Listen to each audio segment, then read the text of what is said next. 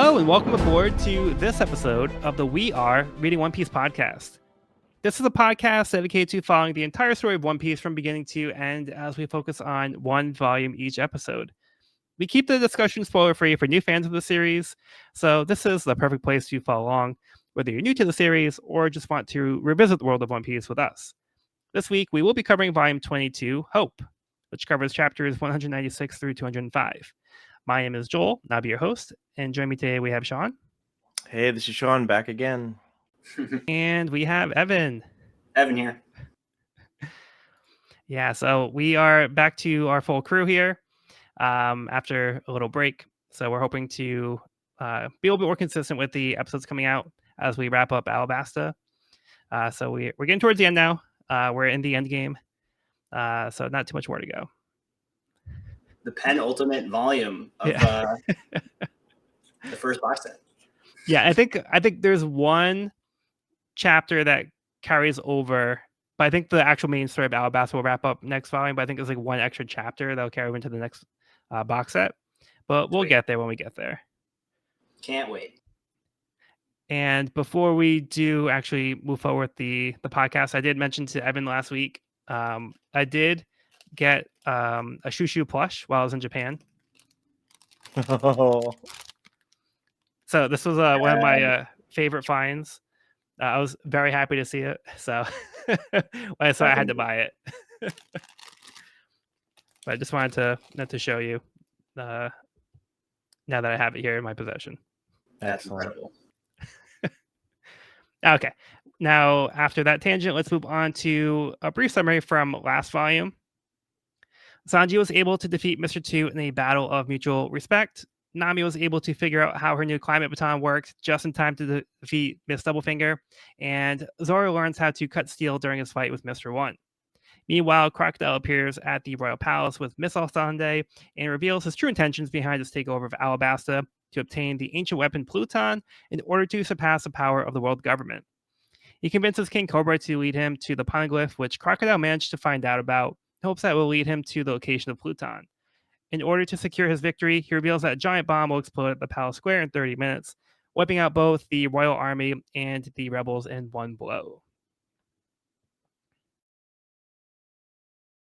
Yeah, so that's why a lot of kind of fight scenes as character fights. Not too much plot progression, but there's a good amount there. Kind of setting the stage for the rest of the arc here. All right. Good stuff. Let's get into Hachi's Walk on the Seafloor, Volume 13. A shadow draws near Hachi, who saves someone who had been eaten by a fish, who had also almost been eaten by a fish. With the title that long, I think that about covers it. Agreed. Yeah, so we talked about how Hachi was kind of going through a good trading sequence. And I think it's going to continue a little bit here. But right now it's like a little pause. But there's like a video game trading sequence where you get one item to get to the next item to get to the next item. So that's been kind of like the theme going on here. Okay. Any thoughts on this? I mean, I'm happy to see our octopus friend still chugging along. I wish him well on his grand adventure. I love how the little speech bubble with the question mark is like a little octopus tentacle question mark. Yeah, Yeah, that's a little touch. Fun little detail, yeah. Okay, let's move on to chapter 196, 1. Have no fear, the Kicking Claw Force has arrived. They announce at Crocodile that it is their sworn duty to protect the king. Despite the cheers around them, Crocodile is unimpressed. Chaka is shocked as he recognizes some markings on the force's bodies and their muscles begin to grow. They have consumed the fatal fuel potion that grants them super strength at the high cost of leaving them with mere minutes to live. Crocodile denies them the honor of their sacrifice, retreating to the safety of the roof of the palace as the members of the Kicking Claw Force die in vain. Outraged at Crocodile's disrespect, Chaka reveals his devil fruit, the power of the Mut Fruit Jackal model, as he attacks Crocodile. Elsewhere, Mr. 1 admits defeat as he acknowledges Zoro's skills, making Zoro the victor. Usopp, Sanji, Chopper, and Eyelashes make their way to the palace as they wonder if it's true Luffy is dead, but Sanji convinces them, of course, that Luffy's still alive. Nami untangles her climate baton and also starts heading towards the palace. Back at the palace, Crocodile has defeated Chaka. To Vivi's surprise, someone else has shown up. 25 minutes remain until the explosion at the palace square.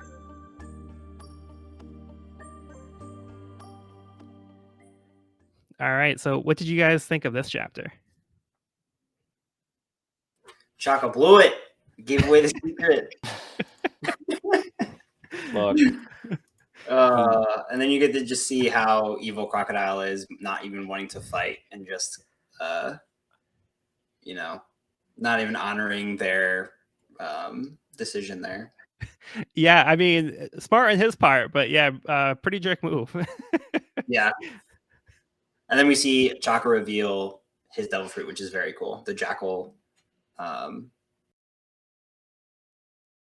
What's the name of the animal devil fruits? Yeah, so this one is it's the Mut fruit jackal model. So this is actually the second variation of the Mut fruit that we've seen. Yep. So the first one we saw was Lasso. Right. The gun that ate the Mut fruit. Right. This is a variation of that. It's a jackal model. So this is the first time we've seen like a duplicate type of devil fruit, but it's like a different version. It's not the same one, but it's from like the same family, but it's it's a specific animal within that group. So it's the jackal model. So they both came from the Mut fruit tree. So not necessarily, but it's just like the way that they're named. It's just considered to be a different Mut fruit. Got it. Because we don't know where devil fruits come from. We don't. Yeah. Trees, ground, sky, could be anything.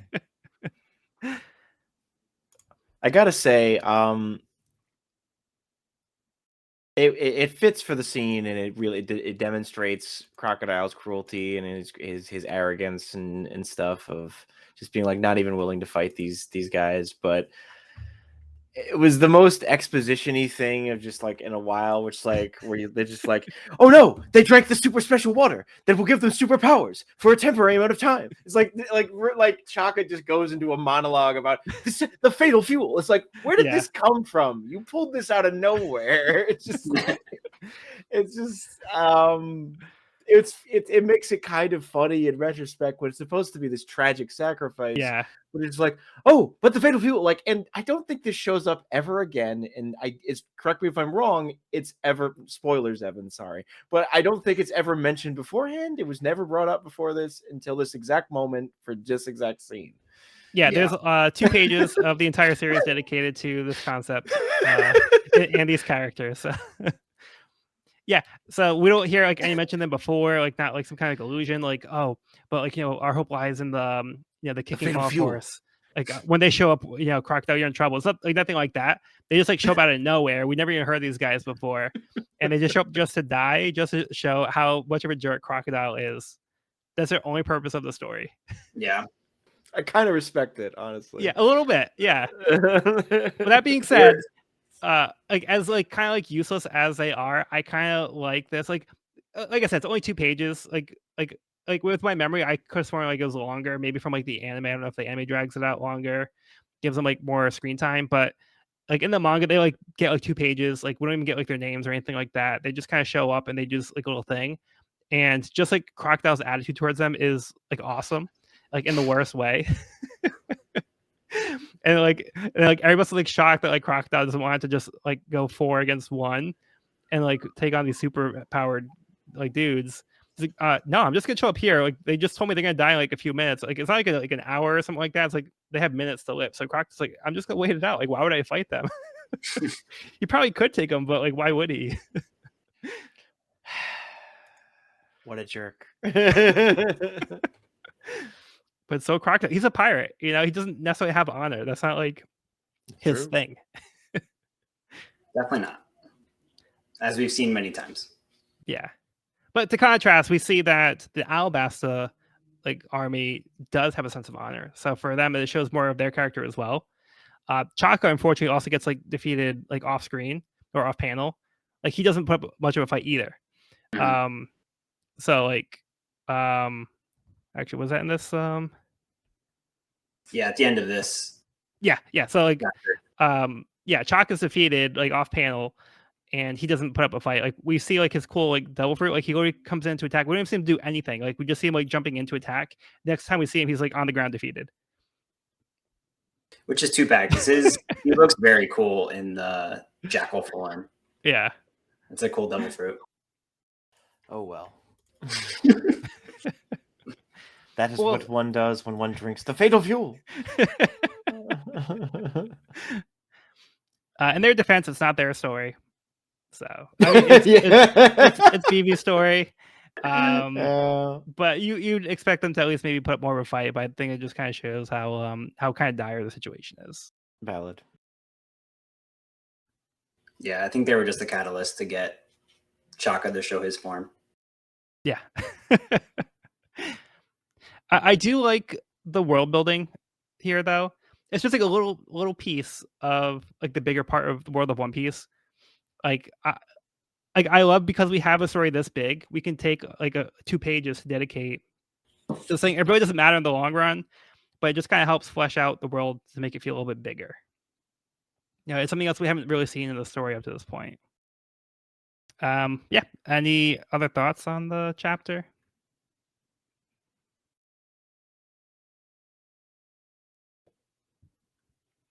I mean, it's just it's kind of like a half chase, half recovery of just like everybody surviving, but also on the run, but also, I mean, the action has not in theory led up for like what, like 20, like no, I mean, there's no time to take a breather. Everything is falling apart around everyone, and we're seeing it all fall apart more quickly at this point. Yeah. So yeah, intense. Yeah, I feel like a lot happens in this chapter to set up this volume. Yeah. Just like a lot of people getting ready for this volume to unfold.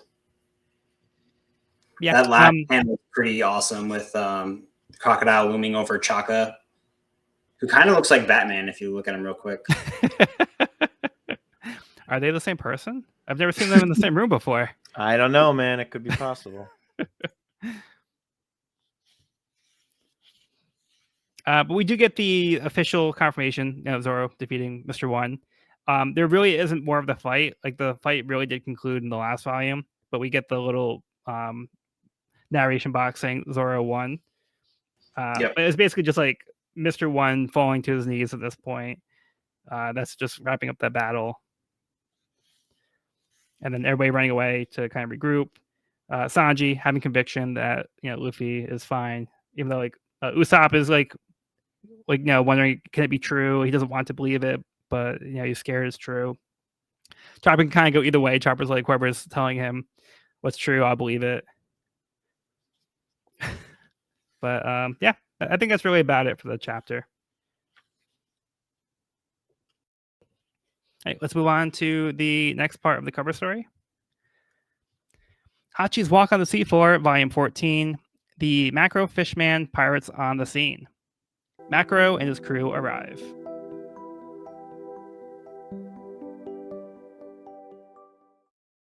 Okay, so some fishmen show up here. Small pirate crew of 3 fishmen. Well, buddies, or are they? That's yet to be determined. This one in the middle looks kind of like Popeye. Oh, he's got the Popeye arms. Yeah, he's got some Popeye arms for sure. Do fishmen eat spinach? I don't know. Is Alawana like Calvin Klein or like what is it? Like the Fishman's like Speedo? Is that like Speedo or like is that a brand in Fishman Island? Like could be. It's all the rave. That's why I don't know offhand. Yeah. All right. I love this guy was like, one anchor tattoo on my arm is not enough. I need the exact same tattoo on the other arm. Like, he probably forgot he got it on the other one. So he's like, oh, I have a great idea for a new tattoo. I got a great idea. Very original, sir. Yeah. Nobody tell him. All right, let's get Evan's summary for the next chapter. All right, chapter 197, The Leaders. Koza arrives at the palace to reason with the royal army, but instead finds Cobra staked to the wall, Chaka unconscious, and Kicking Clawforce defeated. Crocodile admits it was he who stole the reign. He framed the king and had both the royal army and the rebels in the palm of his hand. Cobra tells Koza to stop the bloodshed, and Chaka tells him that in less than 30 minutes the square will explode. Koza rushes off when he is stopped by Vivi, who insists warning the soldiers of the bomb will only lead to chaos and pleads for him to stop the rebellion. At that moment, Crocodile attacks them, but is intercepted by Chaka, who holds off Crocodile, while Vivi and Koza escape. Koza commands the royal army to wave the white flag of surrender. Both sides are brought to a standstill, but before Koza can state his case to the rebels, he is shot in the back by an undercover Baroque's work agent. Pandemonium ensues. God, every time you're like, oh, maybe. Baroque Works is like, nah, fuck you. Baroque Works really knows when to throw a wrench in things. Yeah, they're not done yet. Yeah, there's always a random agent lurking somewhere. Yep. Yeah, when they try to find the One Piece, there's gonna be a Baroque Works agent waiting at the One Piece for them. Calling it now. Mine just runs off. Yeah. So, what'd you guys think of this one? Depressing. Yeah. Crocodile's monologue being like, it was me. So brutal. It was me, Barry. You guys got no heart. I made them draw Nami with fewer sexual features, so you wouldn't be. No, okay. Sorry. Is it reverse Luffy? It's yeah. Yeah. So the mysterious figure that showed up at the last chapter was Koza. So he is now fully comprehending. He got played real hard. Yeah, his reuniting with Vivi was a little I don't know. I mean, I know there's a lot going on, but I thought there'd be more of a reunion between the two of them in that moment. Like it kind of happened like off panel. In a way. He shows up in the last one, and then they just kind of like jump right into the next. I mean, I guess time and place. They don't really have. It's not really a time or place, but still, I don't know. I just thought there'd be more of a reunion. Well, Yeah. I mean, Koza shows up and he's processing everything.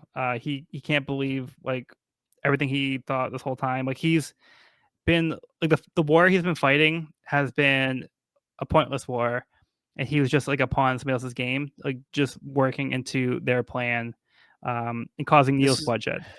This is like if if Koza is an American, he runs up and he finds Davy Crockett beating the shit out of Abraham Lincoln. It's just like, what's going on here? What the fuck is happening?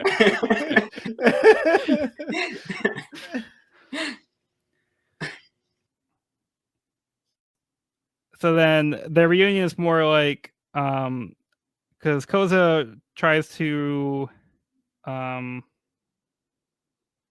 run away here, and then like Vivi stops him and says like basically Vivi's like, hold on, let's stop a second, like you're too rattled to think straight. So Koza was kind of being very impulsive in this moment, and Vivi's trying to say like if the royal army learns that the square is going to be blown up, chaos will ensue. We want to stop more bloodshed from here, so we have to try to approach this like rationally with level heads, and we want to not cause a panic. So they have to try to like stop this in a way without alerting everybody, and try to so Koza basically has to go stop the rebellion, and like you said, he has to go wave the white flag. So his job is to stop the army from fighting. So I mean, it should be pretty easy at this point, right? In theory, but that ends up not really being the case here. Yeah, I think it was cool. Like Crocodile in that moment, like admired Vivi's reasoning. Yeah. But they did have a moment here, so they are now going to be working together finally, because like they had like the moment like a few volumes ago where they they kind of passed each other, and Vivi like wasn't able to get Koza to hear her pleas, and they couldn't really stop the fighting from that point. So now Assuming that this Koza is kinda too not late. dead. Yeah. Yes. Now at this point, yeah, Koza has been shot. He tries to wave the flag, like let's stop the fight here, but it's like a powder keg, like already like exploding, and it's just like exploding again at this point. So we can't like try to like stop it from exploding. It's already done. Man, they have a lot of white flags on hand. They must have been like ready for that. I'm always ready to surrender at a moment's Not a notice. single white flag. Like everyone brought a white flag. Defeat is not an option. It's an Alabastan tradition. Defeat is not an option. It's a guarantee. Just imagine one of them having like an arm wrestling match, and like 1 second into it, there's like, I'm done. Just pull it out. It's over. It's over. We didn't even start the timer yet. The real game is who can surrender first. It's a game of chicken who surrenders faster. No, I mean this has been going on for like a while. Yeah. But the Royal Army is the one surrendering here. So not even the rebels, it's the Royal Army. But Koza's with them. So he's showing that he's united with the Royal Army. They've come to an agreement, and like the war needs to be stopped. So the leader of the rebel army is saying, "Hey, we need to stop right now. The fight is over. We've been played." He doesn't really have time to go over the details. He just says that he says he's going to go inform the rebel forces that the war was wrong, but he doesn't have time to explain to them why. He just says like they're surrendering here. Throw down your weapons. We want peace with the Royal Army. And then somebody's like, no, we don't want that. And Koza gets shot. He should have maybe started with Crocodile is actually betraying us all. Like he maybe should have led with that one. But yeah. But see, the thing is, I think he just doesn't realize like how far Crocodile's actually infiltrated everything, because he probably wasn't even anticipating that like the rebel forces were also part of Baroque Works. Like some of them are from Baroque Works, or the Royal Army is also part of Baroque Works. So he's like, this is the solution. Like we can just end this war right now. Everybody throw down your weapons. So he wasn't even thinking, oh, I'm sure there's somebody in the army that's going to shoot me right now. Like that. No, yeah. So this was like very unexpected. Yeah. You hate to see it. You hate to see it. Okay. Any other thoughts on this one?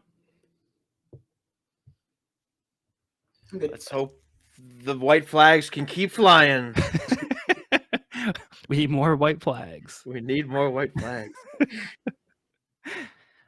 Okay, chapter 198, 4:15 p.m. With Koza being shot by a Baroque Works member posing as a soldier of the Royal Army, the battle resumes despite Koza's effort to try to end the bloodshed. They begin to be overtaken by a sandstorm caused by Crocodile, as Baroque Works members also posing on the rebel side continue escalating the fight as well. Vivi looks on in horror as Crocodile mocks her idealism, saying that she lacks power. The clock hits 4:15, leaving only 15 minutes until the bomb explodes. Crocodile laughs as he drops Vivi over the edge of the roof. Crocodile notices something in the sky. To his disbelief and Vivi's relief, Luffy is alive and is riding in on Pell's back as they fly in towards Vivi.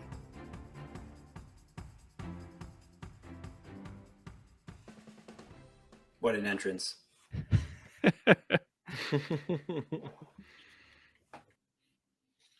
Yeah, so last time we saw Luffy, he was left in the desert, pierced through by Crocodile. Missile Sunday saved him from the sand pit, and suggested Pell should carry Luffy back to the palace. So now he's finally making his return, just in time, because Vivi is going to need some saving here. Yeah, I don't know why she didn't run farther away from Crocodile when she had the chance. I think was because they were having an argument of ideals. So they have to get their points across. Yeah, I guess so. Yeah, so Vivi's also a little distracted because she's looking on to see like what she assumed would be the end of the war. She's now seeing her friend just got shot. And then both like soldiers on both sides are shooting, because members of Baroque Works are intentionally keeping the fighting going. So by somebody firing, it's just getting them all like worked up again. Yeah, total chaos. And even Crocodile adds a little bit of dust storm in there just to shake things up even more. Exactly. Yeah. Ramp up the chaos. I love the sheer just pettiness of Crocodile of like, I'm not even going to well, I suppose in some ways is it more or less effort to drop Vivi by turning his hand into sand rather than just releasing his grip. Like, though I suppose she could have just tried to kept hanging on to his arm regardless. Right. So this is his foolproof way of like, no, you're falling now. Yeah. You're falling now. Let's be real. If you had sand powers, you would do the same. I would be like cooking with them. Like, I just need to drop this sugar into this bowl. No, I'm going to make my hand disappear. Oh no, I got all sand in the bowl now. But, anyone like some cookies with sand in them? I wanted to look cool. How about some sandwiches? Want some sandwiches? No, you. Ooh. That was oof. That was good. Yeah. So what do you guys think of this exchange with Crocodile and Vivi? Crocodile's just so evil. I mean, he just like really like rubs her nose in it, you know? Yeah. And kind of like blames it. He says like it's all your fault, pretty much. Yeah, like if you like were stronger and you had like true power, then like you could stop this and do something about it. But because like I'm more powerful than you and like you're powerless, like in this case here, like I'm the victor. Like I deserve to be in power, not you. Brutal. And yeah, he's also like saying like your idealism makes me want to vomit. Like just like Vivi's like optimism is like he wants to squash that like really bad. Mm-hmm. And the Vivi's like stand by her ideals. Like I don't care what you think, I'll never abandon my ideals. You almost feel like he takes more pleasure. I think he definitely does. And like, well, he takes more pleasure in his ultimate plan. He wants to be the super cool, super special, awesome ultimate guy. But like, I think he takes an inordinate amount of happiness out of like, not only am I winning, I am going to shatter your entire worldview before I do this. Like, I am going to emotionally kill you as well as kill all these other people. It's like, man. Yeah, kids, can you tone it down a bit? Yeah, we saw this kind of behavior with Mr. 3 on Little Garden as well. How like we talked about how he seemed to just kind of relish the suffering. Like he wanted to capture the suffering in like the wax figures. So he could have, you know, like we said, like he could have like killed them more quickly, but for him, he wanted to approach it from like the way that he would enjoy it, like in a more artistic way. So like he just kind of like wants to relish in that cruelty. And I think Crocodile is cut from the same cloth, or like he enjoys like taking away all the hope from his victims, basically like boil them down to nothing and just kind of crush them. So like, he kind of like wants to demonstrate that power and feel powerful in that way. Yeah, it's all a power trip. Yeah, he's like middle management, and like he gave him like a little bit of power. Like, you know, you could you could deny somebody deny somebody like their time off, and like he gets like all like excited about it. When you give a croc a cookie. Yeah, he's pretty much the middle management of the world government. Yeah. But he wants more. He wants to be the CEO. So he wants to go above everybody. Yeah, and then we have this nice like a large panel with Luffy just coming in screaming crocodile. And even though Bibi's like in the middle of falling, she's relieved. She's like happy to see Luffy like flying in. Like Do you think does Crocodile know Luffy's name is Luffy yet? Because I feel like he's almost always called him Straw Hat, or am I completely talking about my ass? I think he might be. Yeah, I'm sure he knows his name, but I think he yeah. just Straw Hat here. I don't know. It does feel like he's always said Straw Hat. Hey, this is a man who cares about branding. He even respects the branding of his enemies. So, Yeah, you guys ready to move on? ready to move on. Okay. Hachi's Walk on the Sea 4, Volume 15, a reunion with the old comrades. Hey, they are buddies. Plus a mermaid. Oh wait, no, was that already his friend? I'm sorry. He saved the No, mermaid. yeah, the mermaid's the one he yes. saved. Yep. Hachi seems to know the macro pirates and greets them. Yeah, so I'm sure they're good guys too. We've seen like all the fishermen Maybe. pirates have been stand-up guys. All right, let's get Evan's summary for the next chapter. Chapter 199, Hope. Luffy on the back of Pelt manages to catch Vivi mid-air. Vivi brings Luffy up to speed, in great dismay, but Luffy assures her not to worry. As Usopp, Chopper, Sanji, Zoro, and Nami all converge on the palace, where they run into Luffy, who is clearly alive and ready for a fight.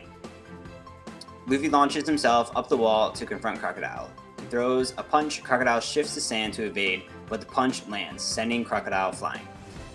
Luffy follows up with a Gum Gum Buzzsaw, which also connects. Luffy reveals his secret weapon. He has a barrel of water strapped to his back, which he's using to soak his body because he realized that Crocodile's weakness is water. Smart.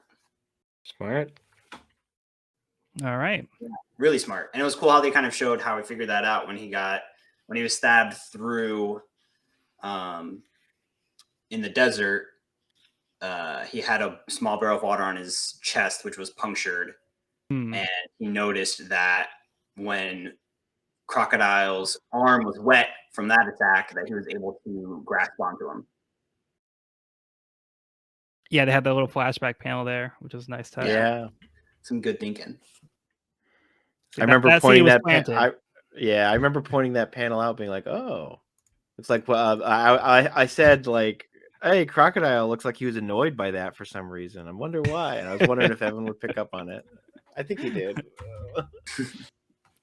Yeah, that was awesome. That was a great callback. It's pretty brilliant.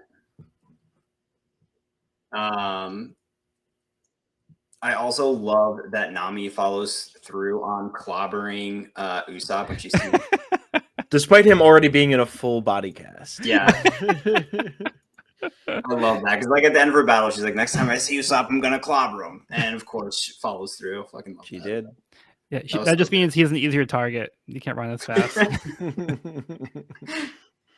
Oh no, I don't have a white flag. No warning either.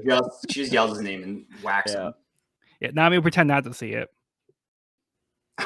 Also, Usopp saying, burn my remains in the wilderness. She's killed you. He's like, I'm dying. Burn my body in the wilderness. I love how like concerned Chopper looks at all these panels. My remains in the wilderness is what he says. Yeah. Oh my god. And I love how Sanji like blames Zoro for Nami being injured. Like, hey, why is Nami injured? How could you? And then Zoro's like, she's fine. Yeah, she was getting a piggyback ride from Zoro, who was like severely more injured than her. Yeah. Well, Nami's foot got hurt pretty bad. I'll give her that. Yeah, that's true. Yeah, but Zoro's guts are like bleeding out over here. When is Zoro not bleeding out from like a chest wound? Like pretty much never. Yeah. And then I love the way Luffy just comes in, guns a-blazing. Like he comes in, he's ready for business. Like he's ready to throw down right here. Yeah. So he figured out a way to hit Crocodile, and he's confident enough. He comes in, slams him, and then we have like a double page spread where Luffy's just like punching Crocodile right in the face, and Crocodile just goes like flying off to the side. So good. It's gonna be the first time he's been punched in like months, at least, if not probably years. Longer. Yeah, probably Probably years, longer. Yeah, because I don't think he's had like anybody who could legitimately stand up to him, which is why he's so like confident and like cocky, because like nobody puts up a fight against him. And nobody would be in the area he's in. Nobody would want to even the concept of water hurting him probably won't come to their mind because they're so desperate not to waste any water they already have. That's a good point. But they're like, oh shit, like I don't know. Like I'm not saying they wouldn't if they knew that's how they'd be like, oh okay. If someone who wants to get rid of Crocodile knew that in Alabasta, but because it's so scarce, they wouldn't even think of that. They just, I don't know, some like I feel like there'd be a psychological thing that would prevent them. Like, I'm not going to waste this with this Right. harebrained theory I have. And Gotta wait till- Crocodile, it kind of picked like the perfect location to be in. He has like the home field advantage here. He's Superman in an area with absolutely the minimum amount of kryptonite he can find. Just the absolute. He's like fighting in the like the Earth's sun. Yeah.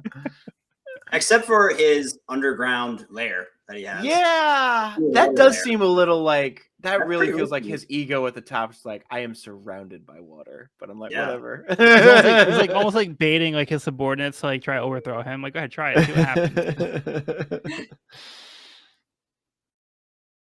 We see the Gum Gum Buzzsaw for the first time, which is pretty cool. And he like grabs Crocodile by the shoulders and does like a spinning attack. Yeah, That was pretty cool. he's kind of got like Sonic the Hedgehog legs over here. His like Yep. legs kind of going like real fast. For sure. And then I love how like everybody else is like, who is that? Like the people from like the Alabasta, the surrounding area, like the people who are watching, like Cobra doesn't know who this guy is. Yep. I think we'll find another moment here about that. But yeah, like Luffy knocks on a Crocodile and he's like, get up. He's like, I'm ready to like throw down here. Let's go. Yeah, that's why he stole the rain. You're afraid of water. So Luffy calls him out for that too. Yeah. So good. Yeah, this was a great chapter. Really dynamic fight scenes. And Luffy means business. Usually he's like, having a good time, but not now. No, he's always serious, which we'll see in the next next chapter, I think. Yes. That's right. All right, let's move on here to Hachi's Walk on the Seafloor, Volume 16. Came a surprise. A deal with the Fishman for the Octopus Fritter map. Continuing his trading quest, Hachi makes a deal with the pirates to take Kami and Papagu for a map to a special recipe for octopus fritters. Yeah, just a little note. They translate it to octopus fritters, would just be takoyaki, in case you heard that before. But yeah, they just translate it as octopus fritters, so that's what I'm going with here. Valid. Hachi's priorities, man. I mean, takoyaki is really good, so That's what I've been waiting for, man. No, like, that's on the list. Yeah, look at like Kami's face, like so shocked. Yeah, I feel bad there. surprised that Octopus Man eats octopus. Feels a little weird. Yeah. Well, I feel like Hachi the cannibal. He would I feel like consider there's a them distinction. so yeah. So Yeah. I get, but I mean, for the vast majority of human beings would be against this. I think it's kind of like a human being eating like a chimpanzee, I was kind of thinking like, that. and I'm like, but that would still, I feel like, gross That's out, weird. and I feel like 95% of humanity would not want to. Not to mention, I'm pretty sure it's like you could potentially die quite easily from eating something like that. So I don't know. So like that brain stuff is too close, man. The prions and that shit. Ooh. Talk about mad cow, mad monkey. That's gonna be so much worse. So I think it's probably fine. I would say they're probably more. Let's just say they're more like person than octopus, for the sake of the conversation. All right, Let's move right along to chapter 200, Water Luffy. As the clock ticks down and time is running out, the Straw Hat crew and Vivi try to figure out where the bomb can be hidden so they can split up. At the palace, Crocodile is surprised that Luffy was able to figure out his weakness, but he still doesn't see Luffy as a legitimate threat against him as one of the 7 warlords of the sea. Luffy declares that if Crocodile is one of the 7 warlords, then he is the 8th.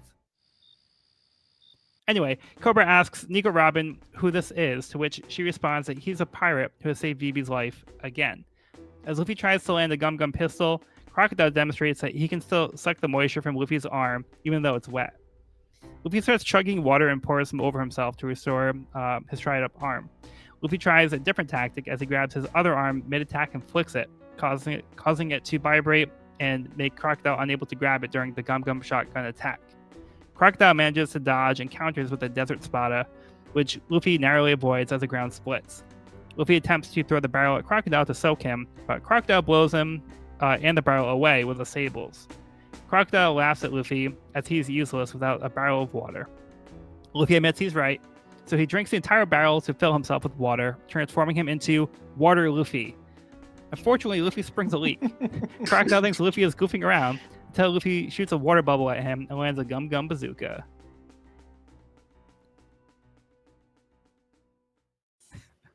So good. Yeah, let's start with Evan's reaction on this one. I sprung a leak. That was hilarious. Even like Nico Robin laughed out loud at that. I love that. That was pretty great.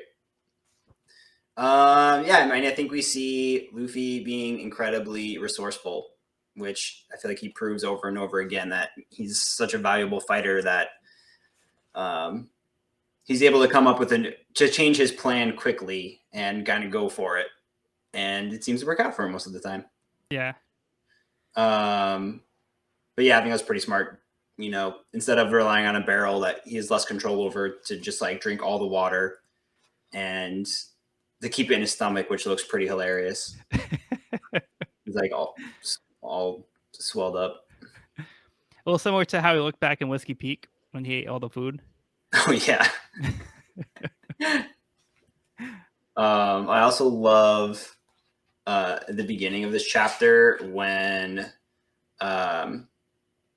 Sanji and Zoro protect Vivi, and they're confronted by the Baroque Works members, and they look at each other and like, how many seconds is this going to take? At the same time, they're both like 2 seconds. Yeah.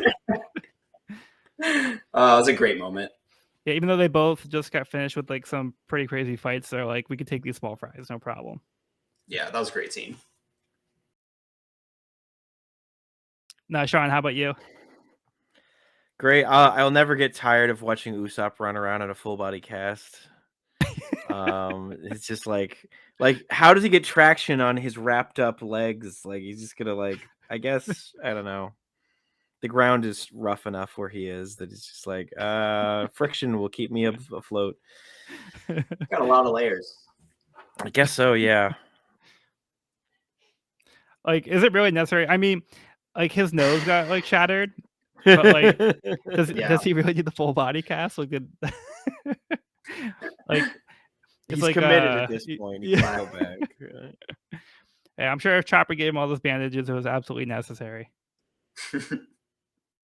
I appreciate truly how mad Crocodile gets when Luffy does Water Luffy.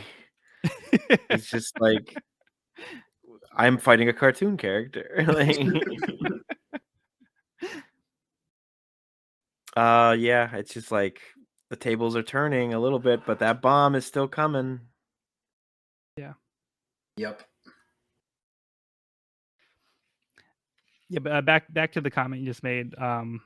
Because like with Luffy, like he is taking these fights seriously. So like, like even back with like Arlong Park when he would take the teeth and like put it in his mouth to try like be Arlong, like everybody thought he was goofing around, but like Luffy's like, no, like I'm seriously trying to like find a way to like get an advantage in this fight.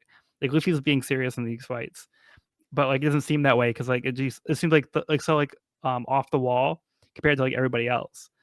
Right. But like Luffy is very flexible, no pun intended. intended, but he's very flexible with his fighting style because like he can adapt very easily.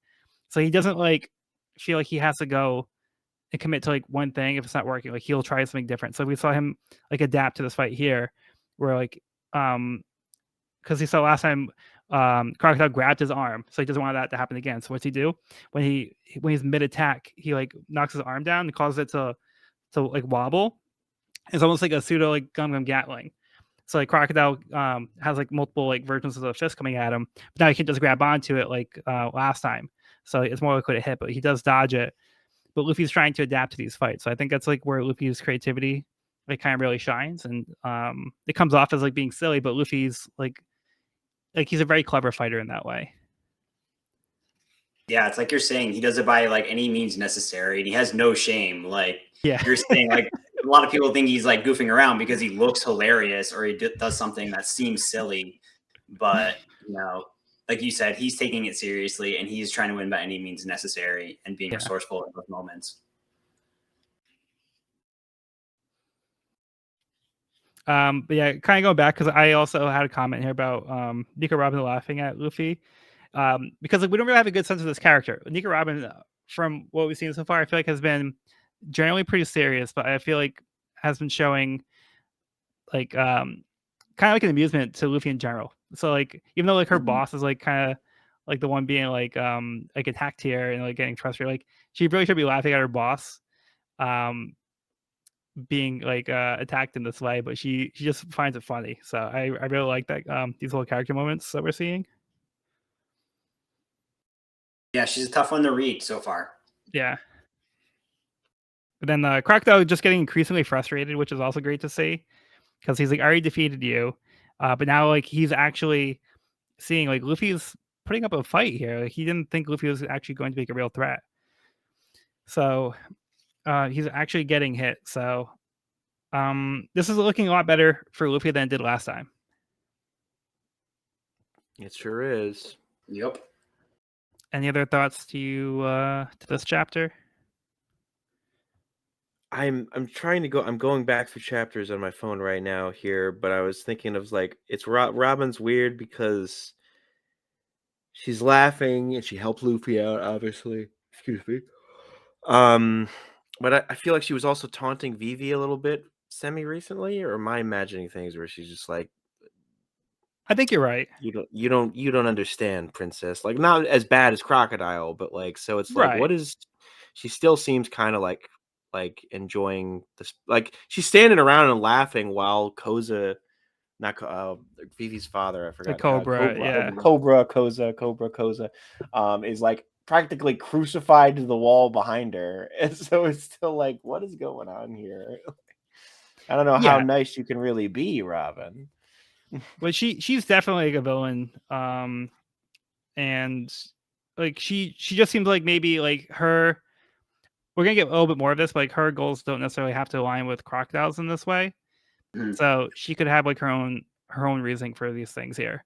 So I think we're starting to get that kind of sense because again, Nico Robin's like finding more amusement out of these situations, but she's not like she's further keeping the situation going. Like she could easily be freeing like Cobra here, but she's kind of helping. She's still helping Crocodile in this way to achieve what they're trying to do here. So that like their goal for like right now seems to be in line, but like I feel like we're gonna be getting a different path with these characters here. And then just one last note before you move on. I just love like when Luffy does these things, where he says, "Well, if you're one of the 7 warlords, I'm one of the 8 warlords. I'm the 8th one." So Luffy just like finds a way to like try to just one up the other person because he's like, "Oh, I can beat you." So like he's just trying to say whatever it is to make them better. So like, we're gonna get like a few more of these kinds of examples, but I just think it's funny every time. Like that's like Luffy's like it's like a very childish thing to say. Like he's just like, "No, I'm better than you." Like, "Oh yeah, we're this and I'm this. Like I'm one better." Yeah. That's all. Yeah. Putting him just like, this is the second time he's fought him.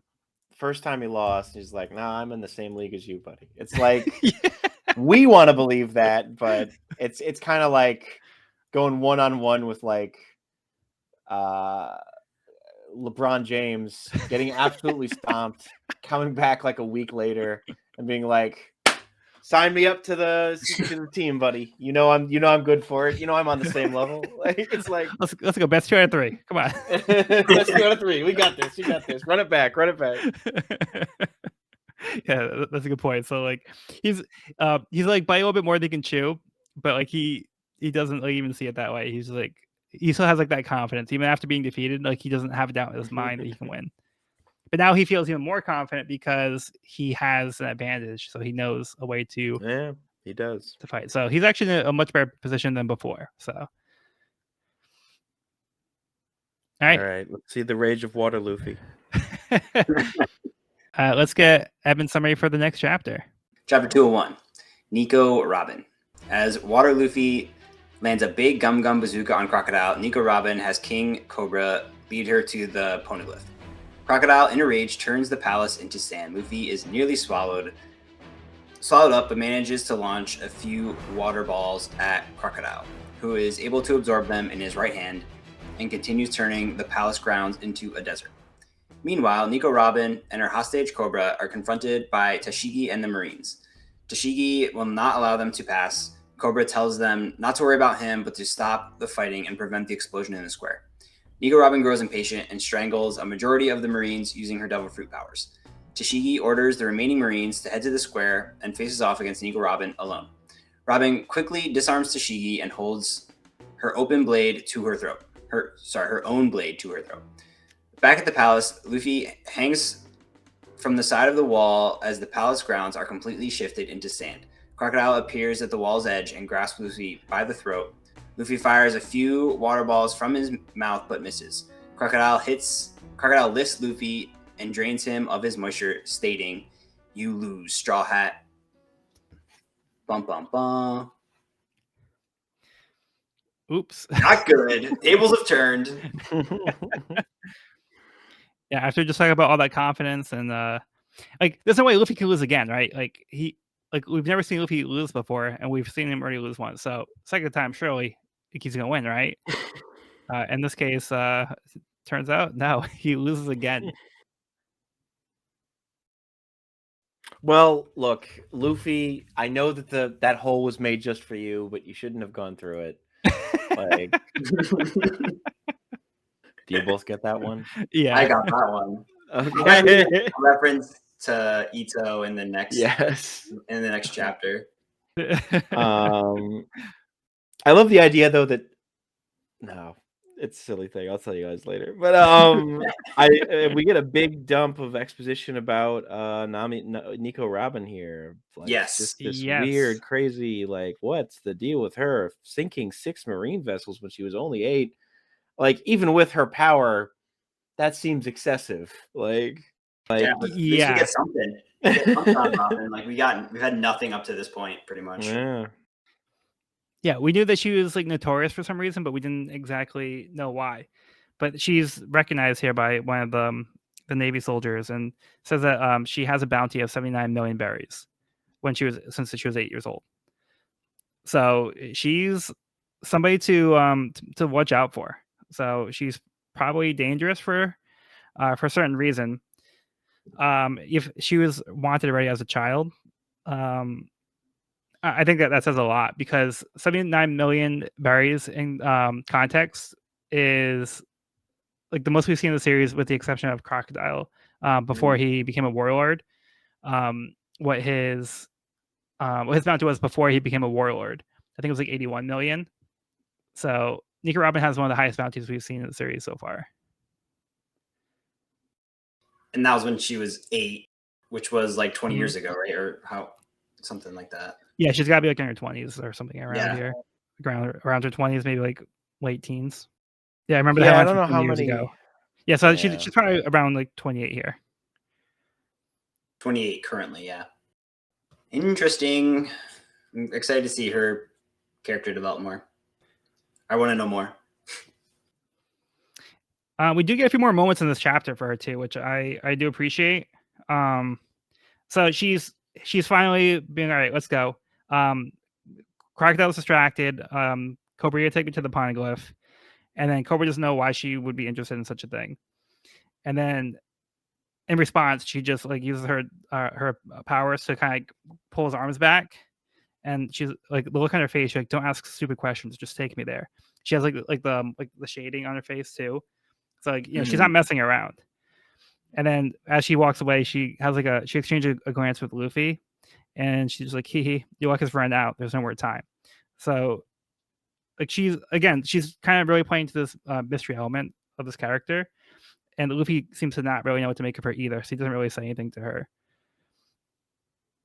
And then we see like this at the end of the towards the end of the chapter, it seems like she holds a blade to Shi's throat. So yeah, I mean, it seems like she's not afraid to go there if she has to. Yeah, she gets very serious. And the fact that she like took out half the Marines in like a matter of seconds, showing her strength. Yeah. Let's just say she's always been a favorite character of mine for a reason. Yeah.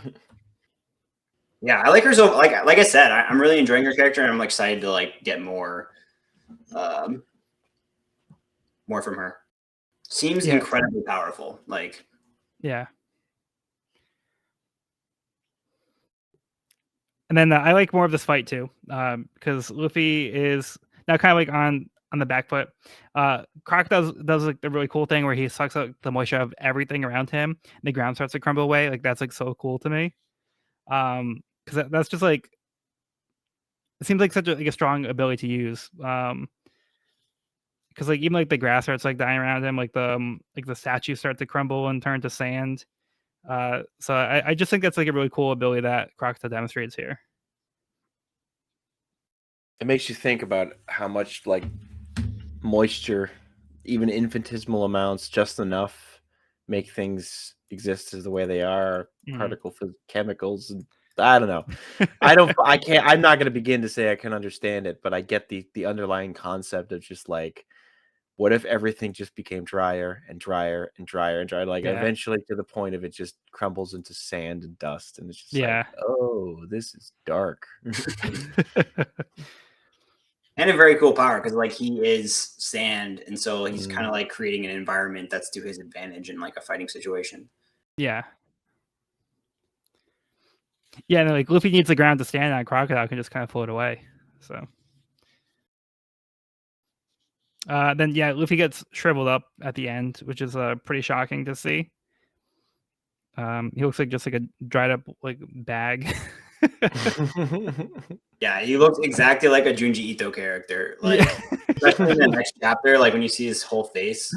But yeah, he looks like a mummy. Yeah, it's pretty crazy. Spooky. All right, let's move on. Hachi's Walk on the Seafloor, Volume 17, in search of the legendary super yummy octopus fritter recipe. Hachi's mouth begins to water as he thinks about the octopus fritters he's going to make while he starts towards a recipe where it's marked on the map. So he doesn't have a care in the world. He doesn't care that he just traded like a mermaid for this. Like, not his problem anymore. No regrets. All right, let's move on. Chapter 202, The Royal Mausoleum. Crocodile leaves Luffy as he drops his mummified body to the ground. Luffy is unable to move, but fortunately the bubbles he shot up earlier started making their way back down to him, releasing the water over his severely dehydrated body. Now restored back to normal, Luffy is determined not to let Crocodile get away with this. Cobra has led Nico Robin to the Royal Mausoleum where the poneglyph lies. She reveals to Cobra that she's able to read the poneglyph and tells him not to feel bad, as he had no way of knowing someone would be able to. The Straw Hats, Vivi, and Pell continue the search for the bomb, but not much time remains. Luffy comes across a fallen Tashigi who is coming too. Luffy demands to know where Crocodile went. Tashigi recalls that Nico Robin defeated her, but let her live. Crocodile had also come across her and laughed at her defeat. He told her that weaklings should babble about their sense of justice in the safety of Navy headquarters. After being humiliated and unable to uphold justice, she decides to help Luffy by directing him towards Crocodile.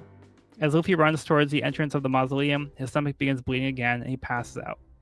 Nico Robin has reached the poneglyph and Crocodile reaches the secret entrance.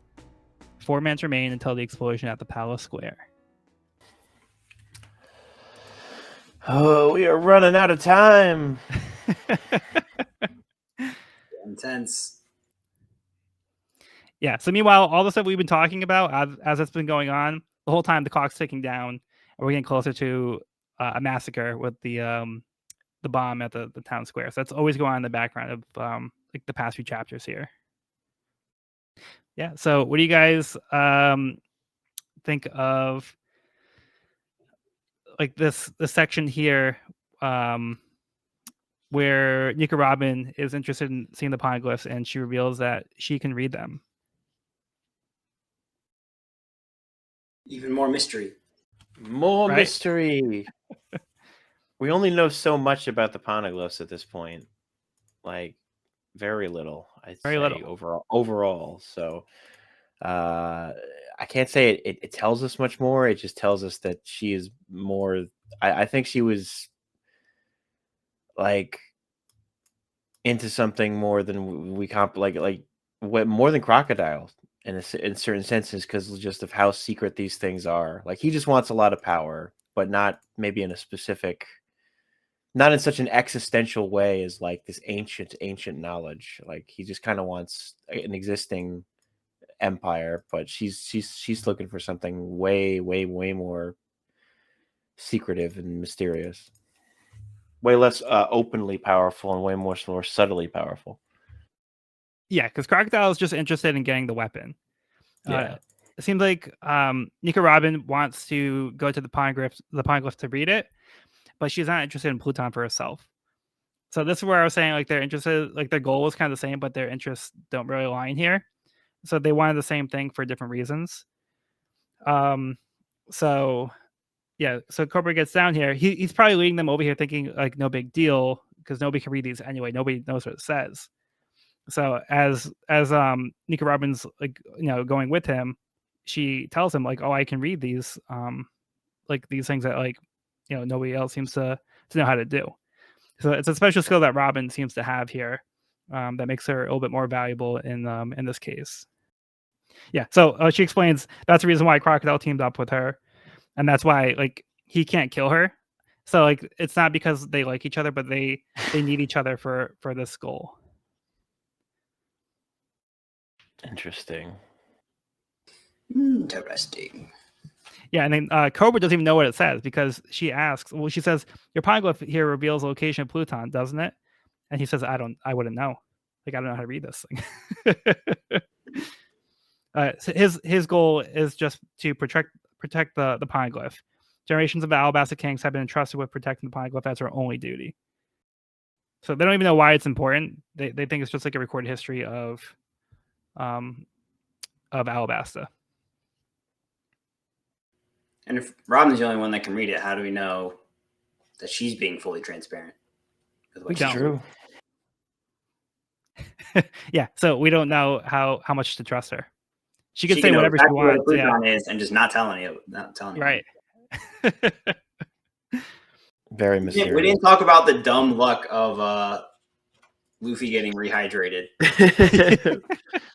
By like, is that a single drop of sweat or something, or is that?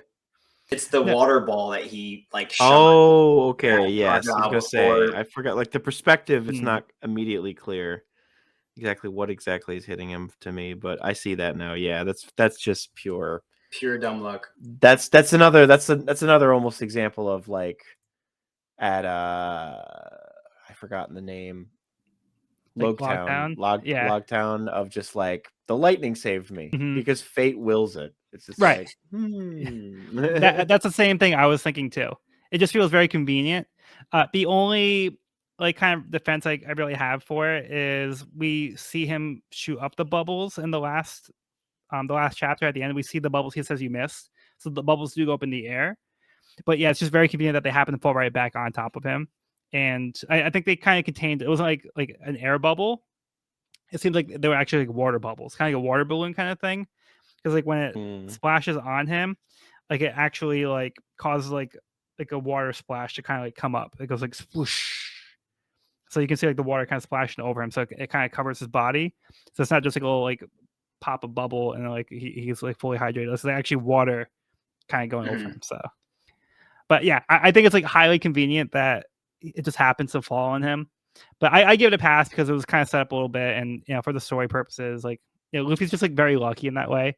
And the story has told us in the past, like we just said, a lot of time they said like Luffy is like special for like some reason.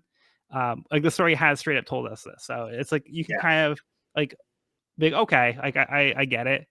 Like you don't have to really like completely agree with it, but like the story has set this up for us. I agree. Yeah, it's once is a coincidence, twice is a pattern or something. So I wonder what this really all means. These Luffy getting himself out of these scrapes this way. I think the real main reason is Oda just thought it'd be funny, and like, it's just like it's a comical way to have our hero just kind of get back into the swing of things. Like he just happens to have like the water bubbles fall on him. So like I think for that reason you can kind of like let a lot of things slide. Agreed. I agree. Not to devolve as I usually do into my favorite panels, but man, there are some good ones here. No, go for it. Just I want to know how Usopp got his finger to shine in the sunlight to make it look like a hook in Crocodile's hook, and to bend in such a perfect half circle. Hey, that's a pretty solid Crocodile impression. It is pretty damn good. And then also, you got Sanji with the perfect like Jean-Claude Van Damme leg spread screech of just like screech. Like he's at a full like 90-degree angle. Like those knees could cut through diamonds. There's a little squeak bubble coming off his knee. Yeah. But he does it so he can think. Like he puts like the hand up to his chin, so like he's like in a thinking pose. So yeah, it's pretty good because he's like running at full speed. He's like, "Wait, hold on, stop. Let me think about it. All right, maybe we should go back the other way." And then his thought is just, "Nah, never mind. I'll just kick this thing down and make a new door." It was like somebody's house. Like, it doesn't matter. I'm just gonna kick through the wall. We'll just say like the war did it. They'll never blame him. Exactly. And then right after that scene, we get the confrontation with Luffy and Tashigi. I don't know. I think Tashigi again, like, just comes across as a really likable character. Like, she just seems to have like, I don't know, like the common good in mind, or like she's just trying to do good. No, even if that means telling the pirate where to go instead of like trying to capture Luffy or hinder Luffy. Like, I think she sees the greater good and points him in the right direction. Yeah, I think we kind of get like a turning point for Tashigi because last time before Smoker left, he gave Tashigi the decision to go after the Straw Hats or help Alabasta, and she wanted to go after the Straw Hats. So now when she's given them the chance, well, I mean, she's not really in a position to, but Luffy's also not in the best condition either. But instead of her main focus being let's capture the Straw Hats right now, it's okay, I guess I'll help the Straw Hats because there's a bigger threat. I kind of realize that now. So I kind of feel like she made the wrong call before. But now she's kind of course correcting. And she has a chance to, instead of doubling down, she decides to take corrective action and shift towards what's actually important in this case and try to save the lives and not have this explosion take place. So she knows that Crocodile is, a big threat, and she knows the deal with Crocodile now. So she's like, all right, well, Luffy can go try to fight Crocodile. I'm not really in a position to do so. Yeah, it's an example that you feel like a lot of Marines wouldn't have, of just being like, no, I would rather like hate my enemy than help the common good. Mm-hmm. Like go down being like, I will refuse to help a pirate despite the grand scheme of like they're just, it's the black and white worldview cracking through here is nice for Tashigi. So yeah, we feel it's similar with what we've seen with Smoker as well, because we had that moment previously where Smoker had to let the Straw Hats go as like you guys saved me before, so I'm gonna go against my better judgment. I'll let you guys go this time. I'll do a solid. So I like that we're seeing some of these Navy members that are able to have a conscience in that way, and then not just let's just kill the pirates because that's all that matters. And we see that like Tashiga's had like an internal conflict as well. So she's like thinking about how like Crocodile was insulting her role and like really talking down to her about you can't do anything. Kind of like how he talked to Bibi, like you don't have the power to stop me. Like you shouldn't even bother. Like you should be like just sitting like in the Navy headquarters pretending you're actually doing something. So yeah, she has a moment here where she makes that conscious decision to help Luffy. And I also like that we see that because it looks like Robin like killed Tashigi in the last chapter, but in typical Oda fashion, it's like a misdirect because we saw like the blood splatter and we saw like the glasses fall, but that's not exactly what happened. So Tashigi was spared. Like Robin didn't kill Tashigi, but it was also kind of like to throw us off. Yeah, Crocodile really likes putting people down. Yeah, it's like his favorite thing to do. Yeah. Right up there with feeding them to banana gators. Yeah. Yeah, giving his enemies a way out just in case. Yep. It's coming back. Again, I think it's that ego. It's kind of like his downfall in this case, where he's like, I could just outright kill you, but I don't want to. I'm going to do it this way. Oh boy, what a mess. Okay, you guys ready to move on? Ready to move on? Yeah. Okay. Let's move on to the next part of the cover story. Hachi's Walk on the Seafloor, Volume 18. Proposing to my beloved Octopaco one more time.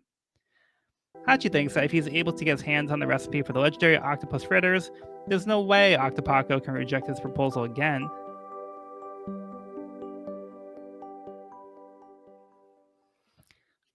So this is the first time we've seen a Fishman woman. Fishman woman. Yeah.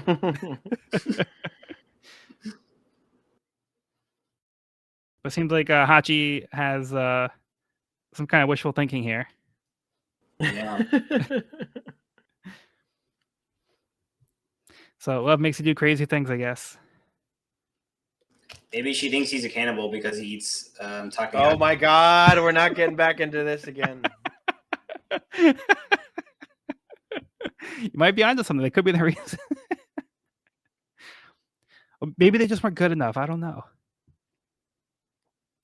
All right, let's get Evan's summary for the next chapter. Chapter 203, Crocodile-ish. As Nico Robin reads over the poneglyph, Crocodile arrives at the Mausoleum. Nico Robin tells Crocodile that there is no mention of Pluton, making him very angry. Crocodile tells Robin she's been a great partner, but now that she has served her purpose, he must kill her. Crocodile stages his attack. Robin says she had anticipated as much and tries to douse him with a vial of water. But Crocodile is too quick and evades the attack and gouges Robin. As she falls to the ground, Crocodile said he too had anticipated this and that he never trusts anyone. Suddenly, the mausoleum begins to shake and crumble. Cobra admits he moved a small pillar, which began to cave in. Meanwhile, above ground, Vivi has a sudden revelation as to the location of the cannon. She alerts Usopp, who fires a red serpent star to alert the others. The rest of the crew sees the flare and begin to make their way towards the square. Just then, Luffy wakes up from a quick power nap, sees the secret door to the mausoleum, which looks awfully crocodile-ish.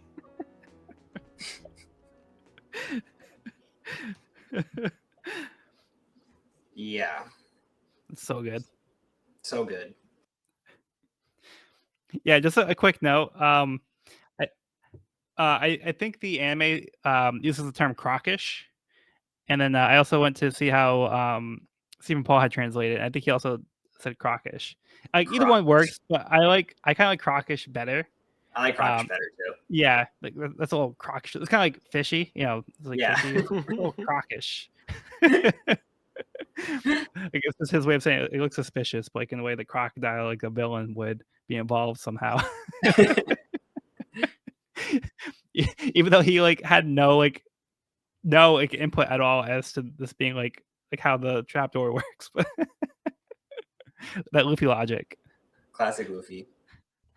I think we're both missing the most important aspect of this chapter, the most terrifying and scary moment of it all, which is the stray bullet nearly singeing off the tip of Usopp's nose. Whoa, a stray bullet! Like, his teeth become full-on monster fangs. Like, maybe they have before, but it really is noticeable here. I'm just like, that is just... Why is him being scared make his teeth turn like... Okay, like the exaggerated art style. If he's angry, I get why they'd be... But he's terrified, and he's like, I am a full-on Dracula right now. Like...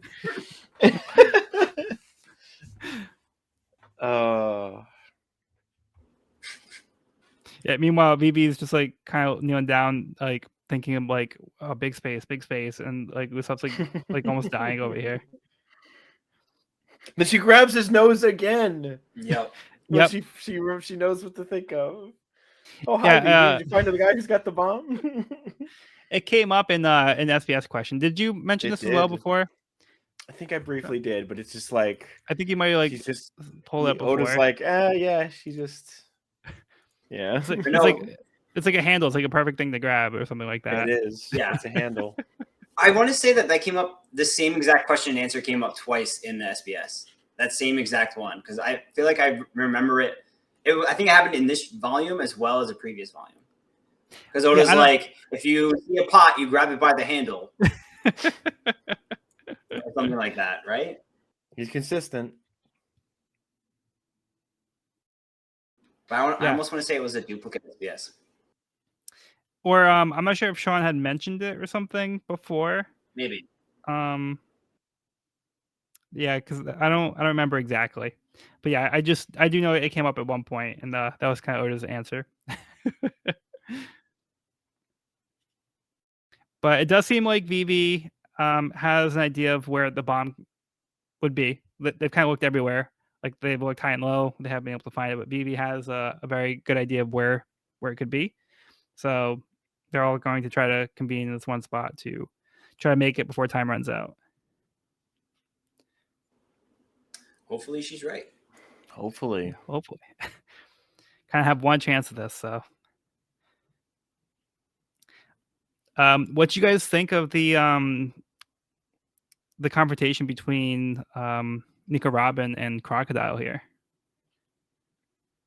I want to give... I mean, Robin really tried her all there. It feels kind of just like an example of like Crocodile just being too OP for his own good. Because I love that, like, he initially dodges the vial, and she's like, nice try, bitch. And she just spawns a hand on his shoulder to grab the vial. That was so cool. That's cool. And even he's very much caught off guard by this. He goes, ah! Yeah. But then he's still just like, fuck it, I'll just turn into sand. Like, whatever. Like, I'll just teleport away. And it's like, all right, well, okay.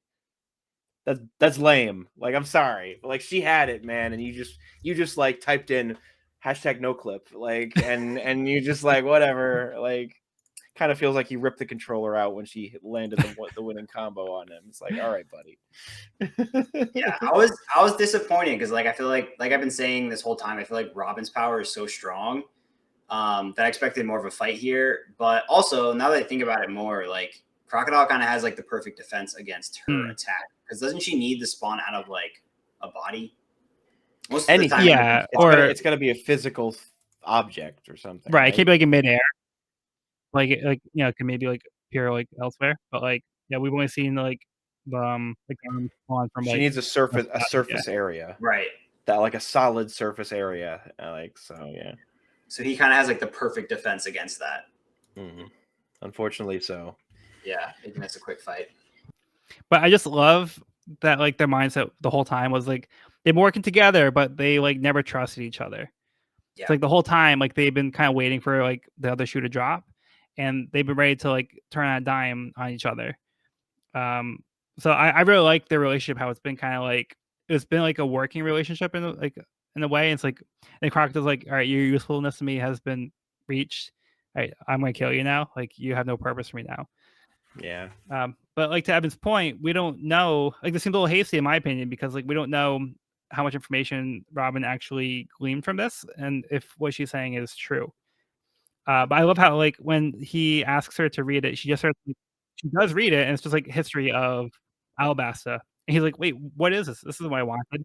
But she's like just reading it as if, like, "Okay, you asked me to read it. I'm gonna read it." All right. I'm fulfilling my contractual obligation. That's how like yeah, it's not that about Pluton here, but she just reads it. So I like that. Just history here, hidden underneath the castle in a secret passageway on this like insane, huge like monolith. Just history, nothing more. Nothing more to see here. I don't know. There's got to be more. There's got to be more. There's got to be more. There's no way they would hide this down here like this. It could just be history. I don't know. Why isn't it public then? Because if it's just history, like you'd want to share the history with people, but presumably, I mean, depending on the culture, maybe they don't. I don't like, or it could just be like over time, it's just been kind of like lost. You know, it's like something that's been passed down, it's written down in the language that nobody's using anymore. Mm. So eventually, people just kind of forgot how to read this. So it's here as like a history thing, but it's not like anybody can read it, so they don't know what it says. But it's still something that's being preserved for like maybe a historical purpose. We don't really know, any more than that. We'll see. We certainly shall.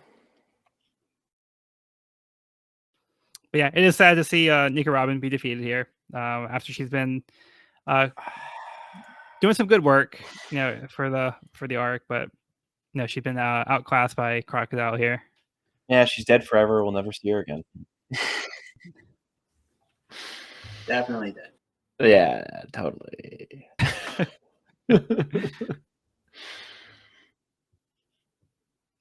Yeah, anything else to add for this one? Justice for Robin. Hashtag justice for Robin. Yeah, hopefully Luffy can get revenge for all of Alabasta. He got his nap in, so he should be good to go. Nap or blood loss, I don't know. Why not both? All right, Hachi's Walk on the Seafloor, Volume 19. X marks the spot where the great Octomash lives. Instead of finding the recipe for the legendary octopus fritters, Hachi finds a giant octopus creature here instead.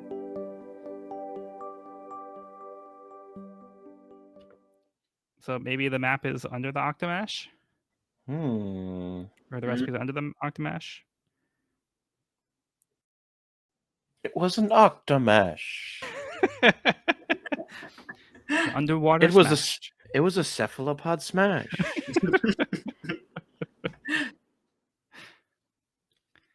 All right, let's move on to chapter 204, Red. Luffy dodges the falling debris as he makes his way towards Crocodile. Bibi is positive she knows where the bomb must be located, so Usopp leaves a note for the others. This backfires as Brokeworks were the ones to find the note and surround her. The others notice Usopp's smoke signal and make their way to the center as Usopp pulls off the enemies using his Usopp noise attack by scratching his nails on a chalkboard. Luffy has found the Crocodile and a defeated Nico Robin.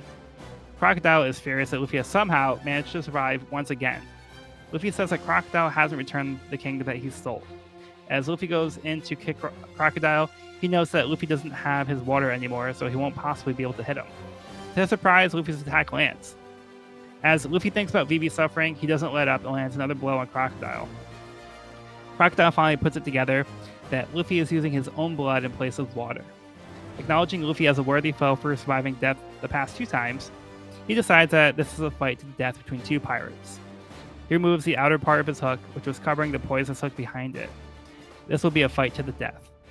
Outside, Zoro comes across the Navy and expects a fight, but instead they help him by telling him he's going the wrong way.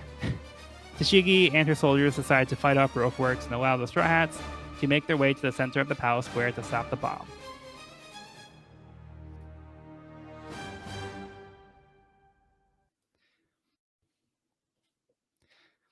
All right, who wants to start off on this one? What a showdown. I love the fact that Luffy's using his own blood as his weapon. It's pretty amazing. As a substitute for water. It's pretty badass.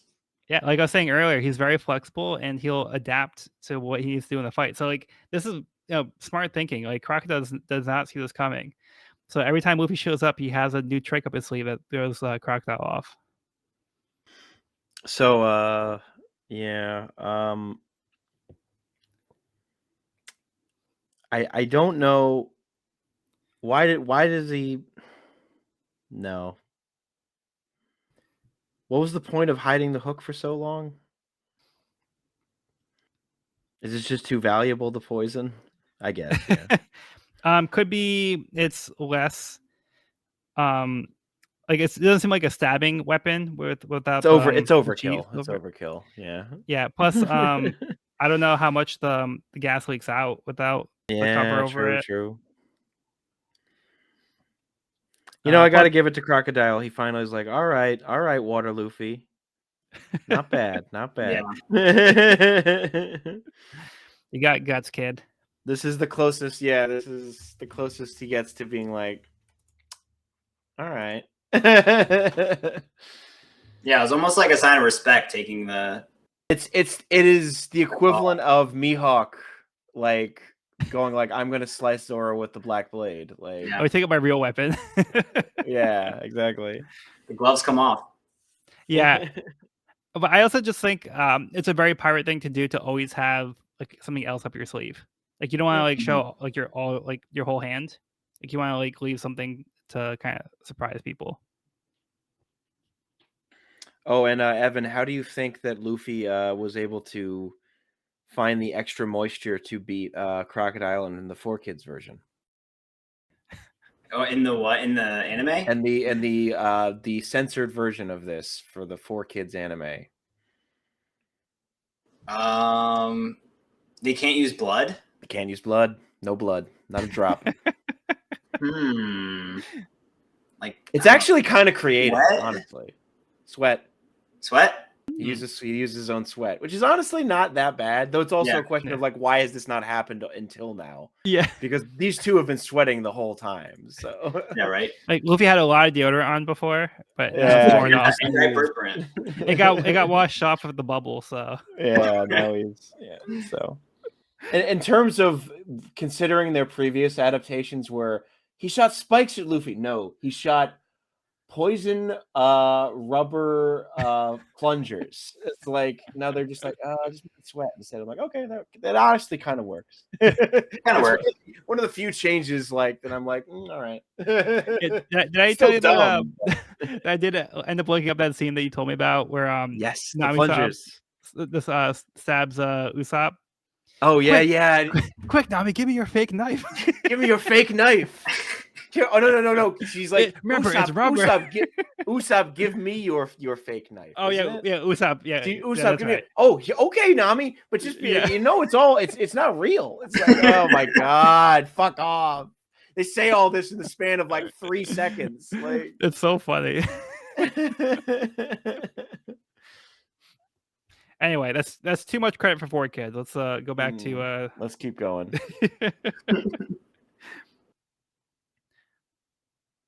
Yeah, I think that's really clever of Luffy to use his blood in this case, which he doesn't seem like he's gonna have like a real short supply of, so he should be good to go here. Yeah, some great fighting panels in this chapter. I love the punch that he lands on Crocodile's nose. It's a great shot. Yeah, that's a good one. Yeah, then the next one too, like the follow through. Yep. Yeah, real good stuff. Real good. And then I love how the Navy has to tell Zoro, "You're going the wrong way, idiot." Like, why are you here? What are you doing? It's like, dude, like go towards the giant smoke that was like in the sky. Like it's not that hard. Like, but somehow like Zoro manages to go the completely wrong way all the time. Yep. No sense of direction.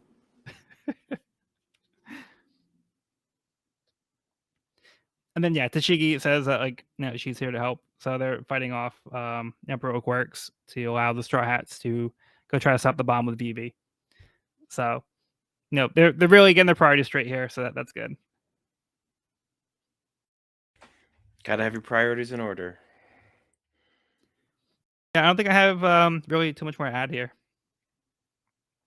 The real fight begins now, despite the fact that we thought the real fight had begun like 3 other times, but it's really gonna begin now.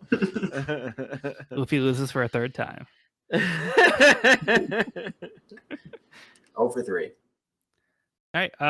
You ready to move on to the next part of the cover story? Ready. Do it. All right. Hachi's Walk on the Sea-4, Volume 20. Hachi's rage at being fooled. Hachi tears off his bandages, furious upon learning that he was deceived by Macro after defeating the Octomash and not finding the recipe. Okay, not cool, dude. He traded a mermaid for this. I feel like Hachi's actually proven to be a really strong character in these shorts because he's defeated a lot of like really big sea creatures at this point. Yeah, right. Didn't really expect that from like one of the like underlings that that were defeated. All right, let's get Evan's summary for the last chapter of the volume. Okay, chapter 205, the Sansan Band's Secret Fort. The war rages on in the square as the Straw Hats converge on the clock tower. With less than 2 minutes to go, Vivi, Usopp, Chopper, and Nami make it to the base, but there's no time to make it to the top. Pell makes his way to the clock tower, but is shot from the sky as the time draws near. Underground, Luffy and Crocodile's battle rages on. Luffy launches an attack when he is grazed by the poisonous hook.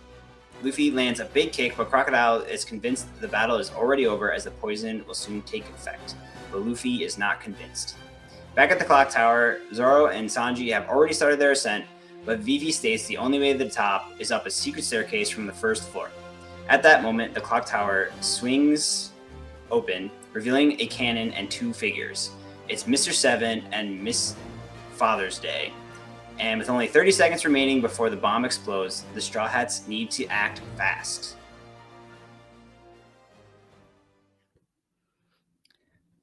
All right, and that's where the volume ends off.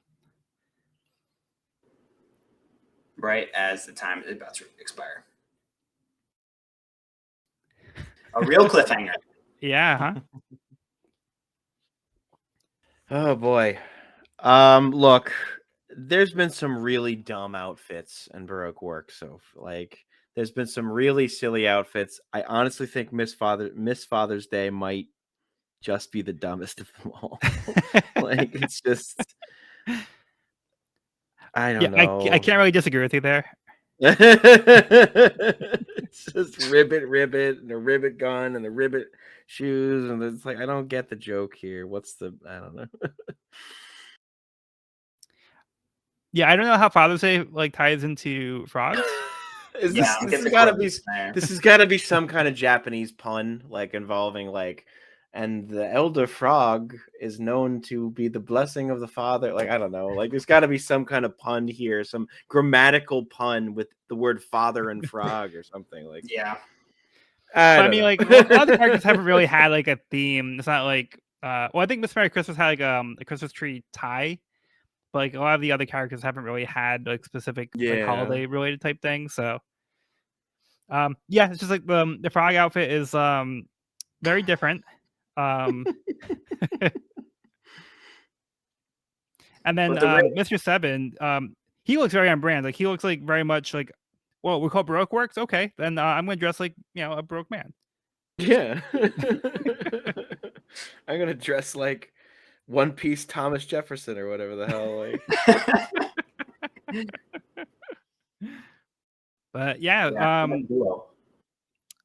two characters we haven't seen, so they were kind of like towards like the middle. We kind of skipped past them because we've seen Mr. 8 and that Miss Monday, right. But yeah, we kind of skipped past them before we went to like Mr. 5.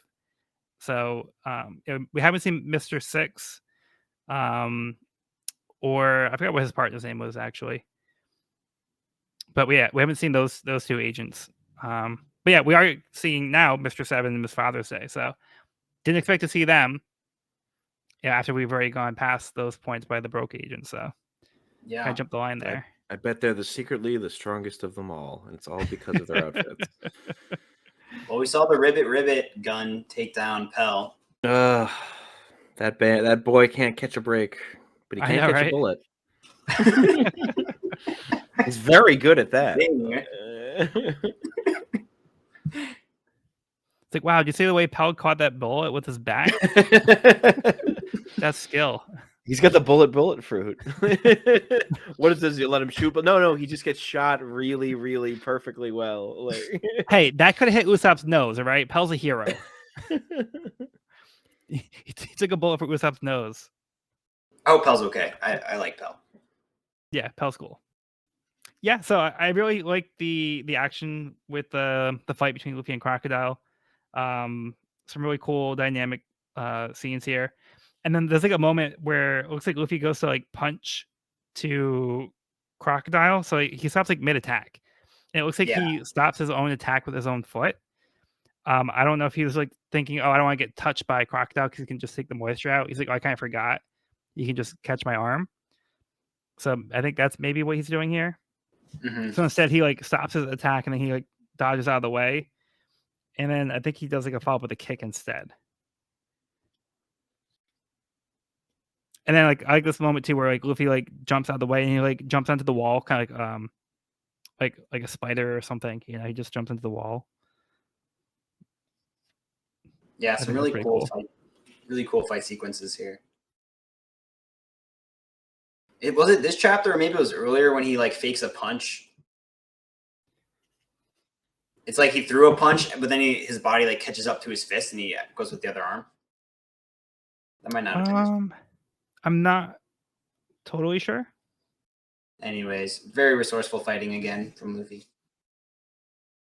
And yet, he still is clipped with the poisonous claw.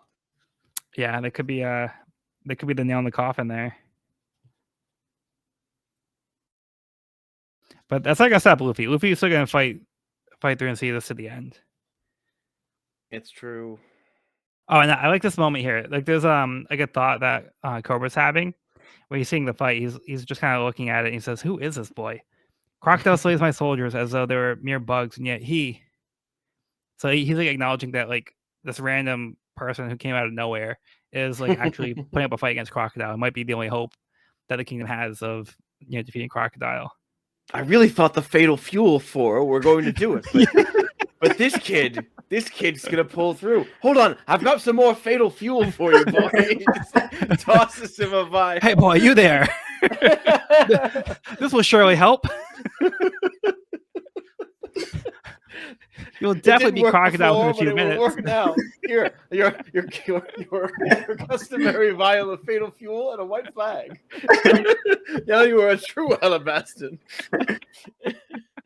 I may not be pushing that rain powder, but I got a lot of this fuel. They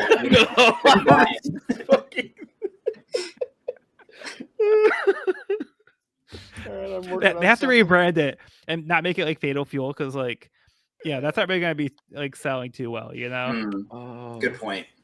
How about fighting? You gotta put that in a small disclaimer on the back. Warning, may cause definite death. Yeah. Warning. Yeah, will cause imminent death. I love the moment when they get to the clock tower and Sanji reveals that he's already halfway up, and then Zoro pops up even higher up. Yeah, I think Zoro's lower. One-upping Sanji. No, Zoro, I think is a little further down. Oh, is it the reverse? Wait, what? No, Zoro's higher up. Oh, is he? Yeah. Oh, okay. No, you're right. Yeah, Sanji looks up. And looks up. You're right. Yeah, you're right. Yeah, I kind of love how they like are failing upwards. Like they like were so gung ho that they kind of got like, ahead of themselves. So they like were like, oh yeah, we're like almost up the top of the tower. Like we're way ahead of everybody else. Even though like they're like the last ones to get over here. But like they were like too far ahead of the game because like Vivi was saying like, oh, you have to go from the bottom. You can't go from where you are. Like there's a secret entrance you have to go through. So yeah, they kind of like went a little too ahead of things here. Now we can forgive them. It's desperate times. And I love their interaction too. Yeah, so was it like Zoro says, well, the Navy kept saying go north, so I climbed up. And then I think it's like is it Sanji? He's like North and Up are totally different things, or is it Usopp? I think it might be Sanji because it seems like he said. So Zoro says, "What are you doing there?" And Sanji's like, "That's my line." Or is that Usopp? I think maybe that's Usopp. Yeah, it's not entirely clear who's saying what here. It's madness. Usopp 'cause It's anarchy. It's got like beads of sweat coming off of it, and so does Usopp in that same panel. Yeah, because it looks like Sanji has like the ellipses, so he's kind of just thinking. Yeah. Yeah, that logic though just go up when they said North. Actually, it's funny now that you mention it. It looks like there's like those little exclamation or like those little sketches coming off of Usopp, and you see them next to all of his speech bubbles in this conversation. Yeah, because he's like kind of showing up with them, I guess. Like, yeah, like in the top where he says Zoro too. Yeah. That's cool. Yeah. Oh, I just realized we did kind of brush over Usopp's secret technique from before, with the nails on the chalkboard. Yeah, Quality stuff there, Usopp. Keep he had refining a that. whole It'll be a game chalkboard. winner. Like, it's one of those rotating ones too, not just like a little pocket chalkboard. Like, He had that ready to go. Yeah, this will surely come in handy. It surely will. Yeah, and it stopped all broke works in the track. So Yeah. yeah, I just wanted to go back and mention that because yeah, it absolutely should be. Yeah. Yeah. Good stuff. Okay, so then yeah, we basically end here where Nami seems to have an idea, but like you said, they got to act fast because time is about to run out. All right, so any final thoughts for the volume as a whole?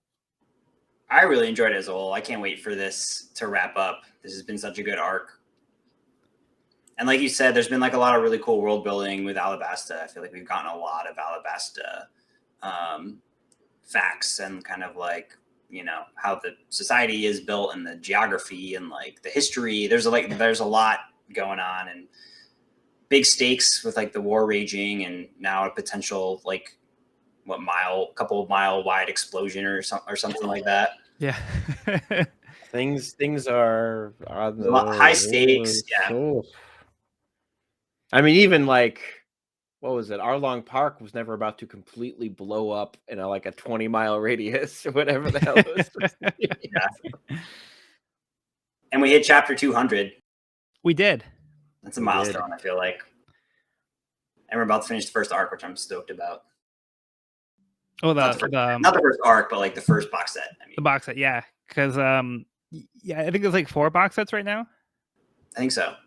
So that will put us like almost like 25% way through the series. Which it seems like it's so long, but I think when you kind of look at it that way, like it makes it feel like shorter, you know? Yeah, totally. Because like we're already like a good chunk of the way through the series. But still a lot more to go. Can't wait. But yeah, I think this is some great stuff in here.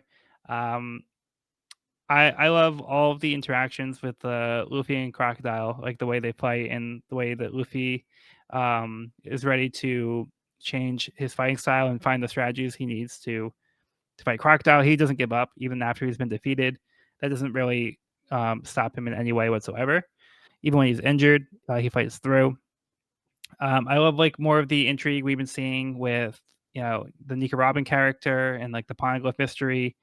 And you know, just like in general, like seeing some of the interactions with the crew. I feel like after last volume, they had center stage. Basically, it was all about them last volume with their fights and everything. So I feel like their role was more kind of running around here. So I feel like they weren't really the main focus, but they have some good moments here still. But the main meat of the volume, I think, is the Luffy and Crocodile stuff, and you know, going into like the Mausoleum to get more of the like the world building here, how this is going to play in. Yeah, it's getting pretty intense. I mean, like the crew is up against the clock with like 30 seconds or whatever to stop. What is it? This is Father's Day and Mr. Seven? Yeah. Yeah. Seven. And then Luffy was just caught by the poisonous claw. So we're going to have to see how he deals with the poison. Yeah. Yeah, so the clock's running out everywhere here. So Yeah. all right, but that will be a conversation for next episode. Can't wait. So that will conclude this week's episode of the We Are Reading One Piece podcast. You can find this episode wherever podcasts are found at We Are Reading One Piece podcast.buzzsprout.com or on the YouTube channel at We Are Reading One Piece. This is a spoiler-free channel up to you where we have recorded the podcast so far. So if you're new to the series, you can visit the channel there. You can also find me and this podcast on my YouTube channel at Pirate King Codex for various One Piece content. Next episode, we'll be discussing Volume 23, BB's Adventure. I've been Joel, and I've been joined by Sean. This is Sean. Remember to drink your Nefeltari Cobra's Fun Family Fuel. And Evan. Evan here. Thanks for listening. All right, thanks for coming aboard. Be sure to bring along all of your hopes and dreams, and we'll see you on the next episode.